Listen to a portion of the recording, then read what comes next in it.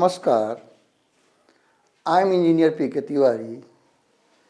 Today, I am going to explain operations on files in Java. अब बात क्या हो रही है? फाइल्स की हो रही है। अब कोई भी चीज़ स्टोर की जाती है तो हमें फाइल की ज़रूरत पड़ती है। अगर हमें प्रोग्राम स्टोर करना है देन वी नीड फाइल। हमें डेटा स्टोर करना है तो हमें फाइल चाहिए। हमें किसी प्रकार की इंफॉर्मेशन स्टोर करनी है तो फाइल चाहिए। तो यहाँ हम बात कर रहे हैं डेटा फाइल की, कि हम डेटा स्टोर करने के लिए फाइल लेंगे। होता क्या है कि जब हम डेटा इनपुट करते हैं, इनपुट करने के बाद क्या होता है, जैसे ही हम प्रोग्राम एग्जीक्यूशन ख़त्म करते हैं हमारा डेटा डिस्ट्रॉय हो जाता है। फिर हम प्रोग्राम रन करते हैं तो फिर डेटा की ज़रूरत पड़ती है, फिर मांगता है कंप्यूटर डेटा, फिर देते हैं, फिर एग्जीक्यूशन ख़त्म होता है, डेटा चला जाता है। तो हमें क्या होता है, बार बार डेटा देना होता है। और जब तो इससे क्या होता है, अगर छोटा मोटा डेटा देना है तो कोई बात नहीं, चल जाता है। लेकिन अगर लार्ज अमाउंट में डेटा देना है तो क्या होगा, हम बार बार डेटा नहीं दे पाएंगे, देंगे तो टाइम इसी में चला जाएगा।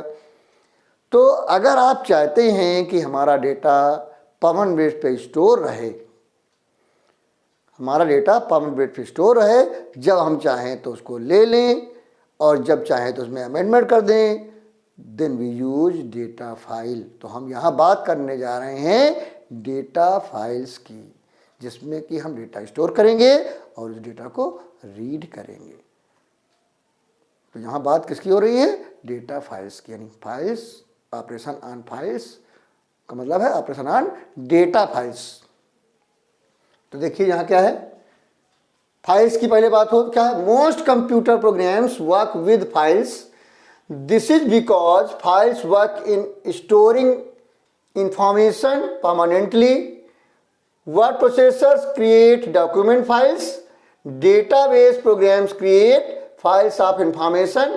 Compiler reads source files and generate executable files. So we see it is the file that are mostly work with inside programs. सारा खेल किसका है, फाइल्स का है। तो if we want to store data for future use we need to store them in files. Any data to be stored permanently must be stored in files. अगर हम data permanent base पे store करना चाहते हैं तो हमें file की जरूरत पड़ेगी। हमें क्या जरूरत पड़ेगी, फाइल्स की जरूरत पड़ेगी। तो जब हम फाइल स्टोर करते हैं तो डेटा दो तरीके से स्टोर होता है, एक टेक्स्ट फॉर्म में, एक बाइनरी फॉर्म में। एक टेक्स्ट फॉर्म में और एक बाइनरी फॉर्म में। टेक्स्ट फॉर्म में जो डेटा स्टोर होता है that is called text file. जब हमारा डेटा मशीन रीडेबल फॉर्म में स्टोर होता है that is called binary file. तो दो तरीके की फाइल होती है, एक टेक्स्ट फाइल और एक बाइनरी फाइल। तो देखिए अब क्या है, reasons for storing data as a file. क्या रीजन है कि हम डेटा स्टोर करना चाहते हैं फाइल में, तो देयर आर सम रीजन्स। देखिए कौन कौन से हैं। एनी डेटा और instructions which are to be processed upon are to be presented in the main memory. After the processing ends the operating system reallocates space occupied by processed data and instructions to another program, and the data and instructions of the first program are gone.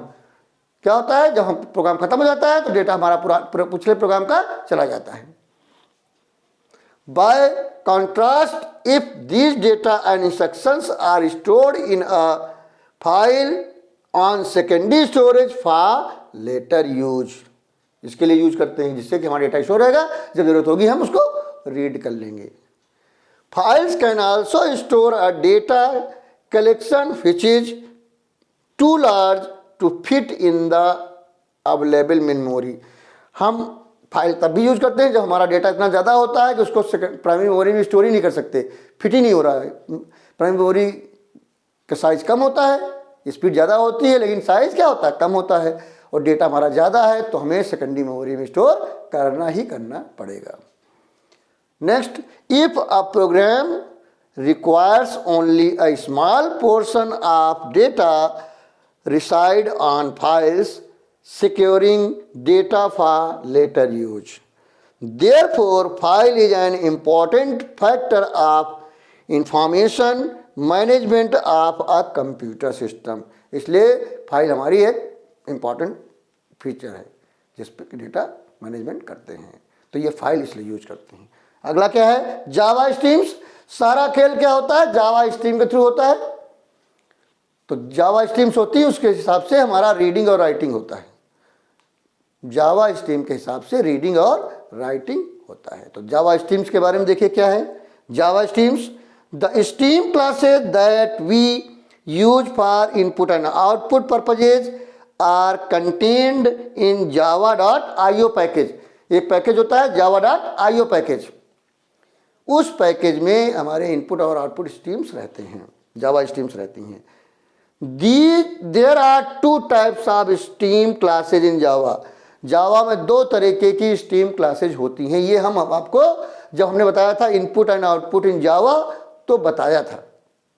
जब हमने बताया था input and output इन जावा तो ये हमने classes बताई थी, जावा stream बताया था, जहाँ पर हम रीडर यूज कर रहे थे, बफर रीडर यूज कर रहे थे और डेटा इनपुट स्ट्रीम यूज कर रहे थे। तो ये हमने आपको बताया था, उस समय बताया था कि ये सब काम फाइल हैंडलिंग में पड़ेगा। तो वही चीज़ है, वही जावा स्ट्रीम है। तो Java stream, the stream classes that we use for input and output purposes are contained in java.io package. There are two types of stream classes in Java. दो तरीके की स्ट्रीम क्लासेज होती है जावा में। कौन कौन सी? एक होती है character stream classes for character oriented input output, और दूसरी होती है byte stream classes for byte oriented input output.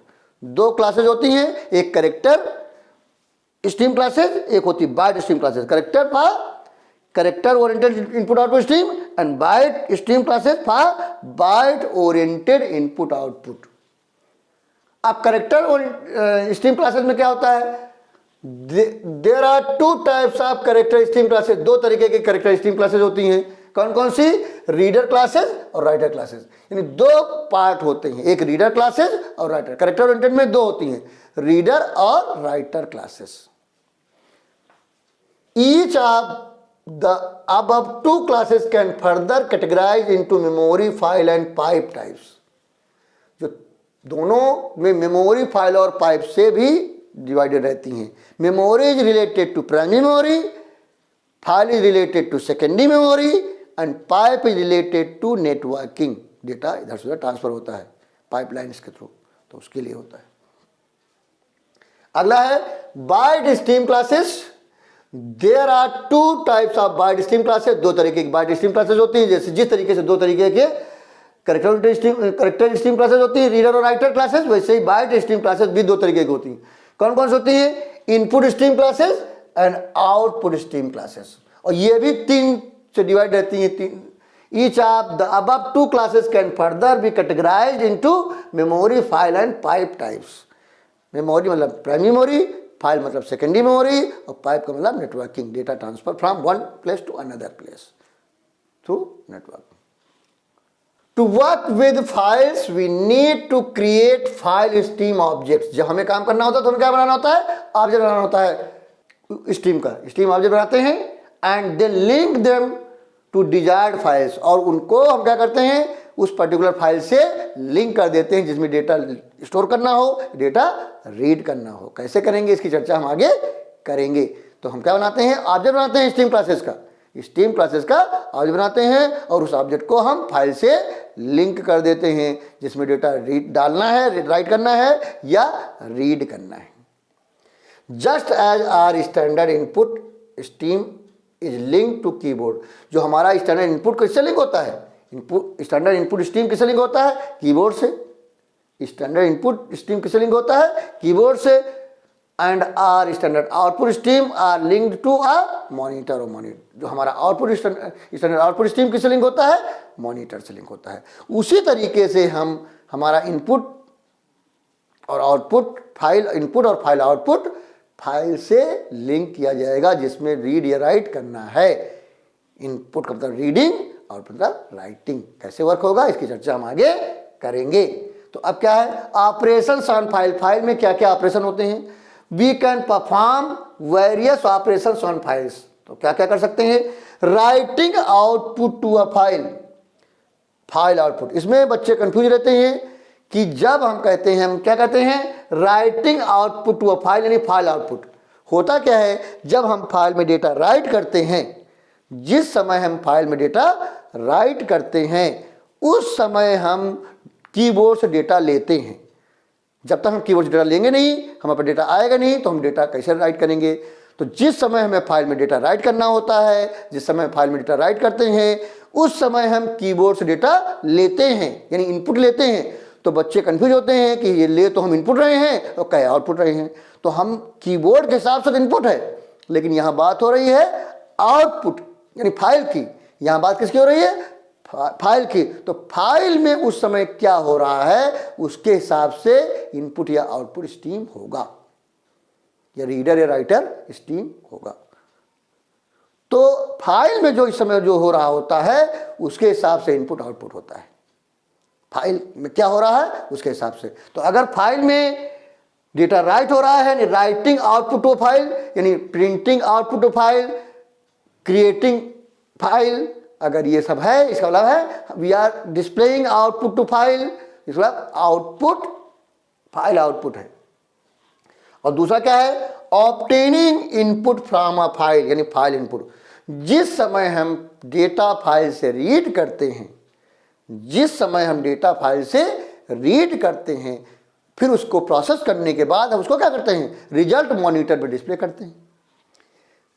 जिस समय हम फाइल से डेटा रीड करते हैं, हम कहाँ से डेटा रीड कर रहे हैं, फाइल से। हम कीबोर्ड से डेटा ना लेके फाइल से डेटा रीड कर लेते हैं और फिर प्रोसेस करते हैं और आउटपुट मॉनिटर में आता है। तो जिस समय हम फाइल से डेटा रीड करते हैं उस समय हमारा आउटपुट मॉनिटर में दिखता है। तो बच्चे कंफ्यूज होते हैं कि कह रहे हैं इनपुट हो रहा है आउटपुट, तो मॉनिटर के हिसाब से आउटपुट है। हमें स्टैंडर्ड इनपुट आउटपुट नहीं जाना है। स्टैंडर्ड इनपुट यानी कीबोर्ड, स्टैंडर्ड आउटपुट मतलब मॉनिटर। हम बात किसके बारे में सोच रहे हैं, फाइल में। तो फाइल में उस समय क्या हो रहा है उसके हिसाब से सोचेंगे। तो फाइल में उस समय क्या हो रहा है, हम डेटा फाइल से रीड कर रहे होते हैं। डेटा फाइल से रीड करना मतलब obtaining input from file. Data जो कीबोर्ड से लें या फाइल से लें, कीबोर्ड से ले रहे हैं इस समय इनपुट है, अगर फाइल से ले रहे हैं तो फाइल इनपुट है।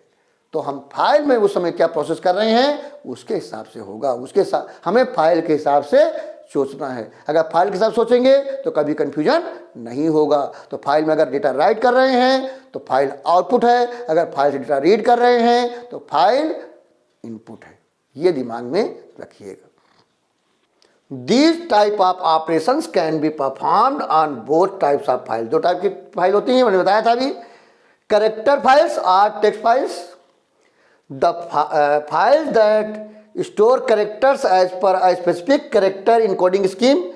कैरेक्टर इनकोडिंग स्कीम जावा में क्या होती है, यूनिकोड इन जावा। जावा में यूनिकोड फॉर्म में डेटा स्टोर होता है, 16 बिट्स होता है। SCII जो होता है 7 बिट या 8 बिट होता है, लेकिन जो हमारा यूनिकोड है वो 16 बिट होता है, यानी यूनिकोड मतलब यूनिवर्सल कोड। तो ये बिल्कुल डिफरेंट रहता है, हर कैरेक्टर का कोड डिफरेंट होता है, किसी से मैच नहीं करता। दूसरा क्या है, binary files. The files that store data in machine readable form. Machine readable form मतलब जिसको मशीन समझे केवल, यानी binary code. Character oriented input output is performed on text files. Character oriented input output is performed on text files and byte oriented input output is performed on binary file। तो यानी character oriented कहाँ होता है, text file में होता है, और bite oriented कहाँ होता है, बाइनरी फाइल में होता है। तो जब हम बाइनरी फाइल की बात करेंगे तो बाइट ओरिएंटेड का काम होगा, अगर हम टेक्स्ट फाइल की बात करेंगे तो वो कैरेक्टर ओरिएंटेड होगा। तो कैरेक्टर ओरिएंटेड में हम रीडर और राइटर क्लासेस यूज करते हैं, हमने बताया है।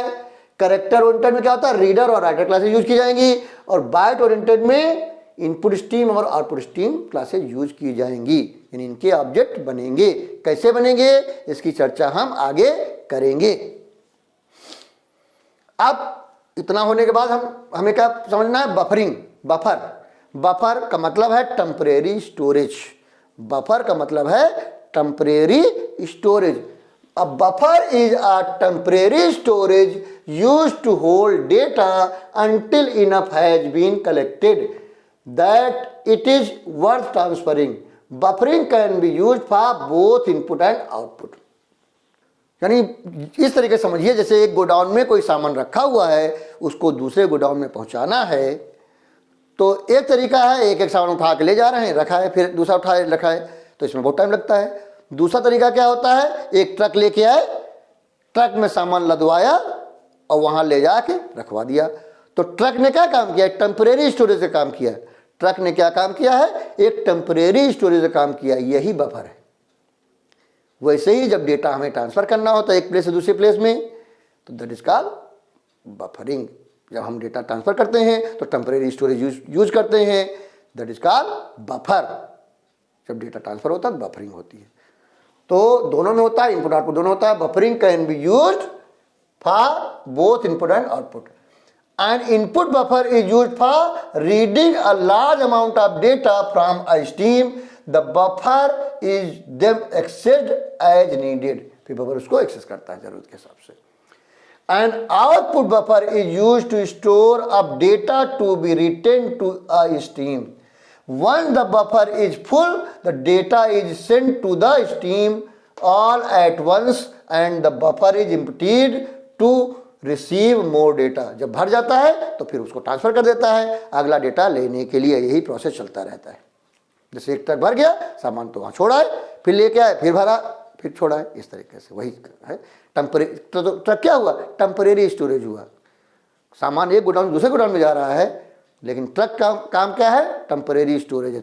सामान लादा और छोड़ाया, फिर लादा फिर छोड़ाया। तो ये ट्रक का काम क्या है, बफर का काम है, यानी टेम्परेरी स्टोरेज का काम है।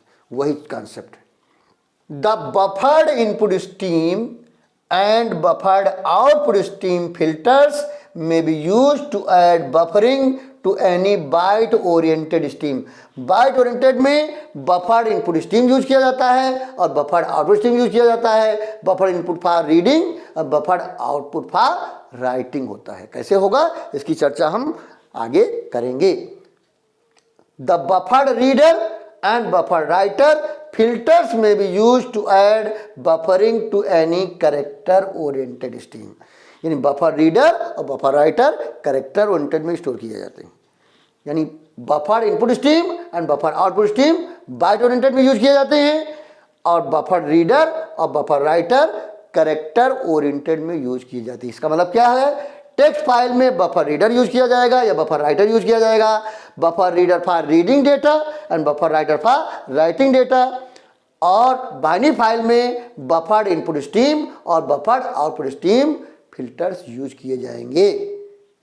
तो आगे हम अगले वीडियो में हम प्रोग्रामिंग बताएंगे कि कैसे हम टेक्स्ट फाइल क्रिएट करेंगे, यानी कैसे डेटा हम टेक्स्ट फाइल में स्टोर करेंगे और कैसे डेटा रीड करेंगे टेक्स्ट फाइल से, और कैसे बाइनरी फाइल में डेटा राइट करेंगे और कैसे बाइनरी फाइल से डेटा रीड करेंगे। तो ये सब केवल थ्योरी पोर्शन था, तो आज हमने बता दिया। तो इसको प्लीज टेक स्क्रीनशॉट। तो आज हमने बताया कि फाइल क्या होती है, यानी operations on file in Java बताने में पहले बताया फाइल्स क्या होती है, फिर reason for storing data as a file, फिर बताया जावा स्ट्रीम्स दो तरीके की, कैरेक्टर स्ट्रीम क्लासेस और बाइट स्ट्रीम क्लासेस। फिर मैंने बताया उनके बारे में, और कैरेक्टर स्ट्रीम में बताया मैंने रीडर क्लासेस और writer classes. Byte stream classes में बताया मैंने इनपुट स्ट्रीम और आउटपुट स्ट्रीम क्लासेस।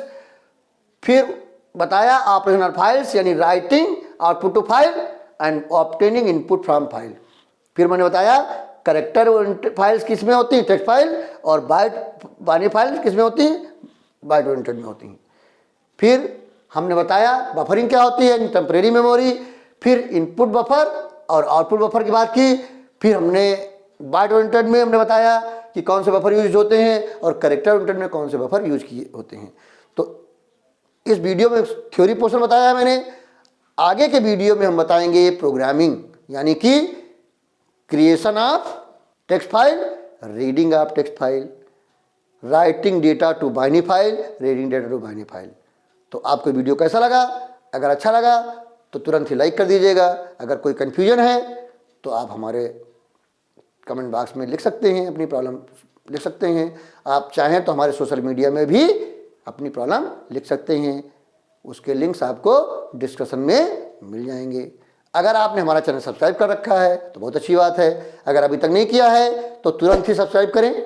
जब आप सब्सक्राइब करते हैं तो बगल में बेल आइकन रहता है, उसको तुरंत ही क्लिक करके ऑल करें। अगर आपने पहले चैनल सब्सक्राइब कर रखा है तो बार बार सब्सक्राइब करने की जरूरत नहीं है, अगर कोशिश करेंगे तो अनसब्सक्राइब हो जाएगा। तो आपको क्या करना है, वीडियो देखना है, नॉलेज गेन करनी है, अपने जितने भी जानने वाले लोग हैं जिनका आप भला चाहते हैं तुरंत ही शेयर करना है, जिससे उनको भी नॉलेज मिल सके। और आप लोगों से रिक्वेस्ट है कि जब भी हमारा वीडियो देखें तो पूरा वीडियो देखें, कभी भी अधूरा वीडियो ना देखें। अधूरा वीडियो देखना कंफ्यूजन क्रिएट करना है। और अगर कोई चैप्टर पार्ट्स में है तो पार्ट 1, पार्ट 2, पार्ट 3 करके देखें, जिससे कि आपको कंफ्यूजन ना हो। तो अगले वीडियो में हम टेक्स्ट फाइल क्रिएशन और टेक्स्ट फाइल के बारे में बताएंगे, क्रिएशन और रीडिंग के बारे में बताएंगे, और बाइनरी फाइल क्रिएशन और रीडिंग के बारे में बताएंगे। Thank you very much.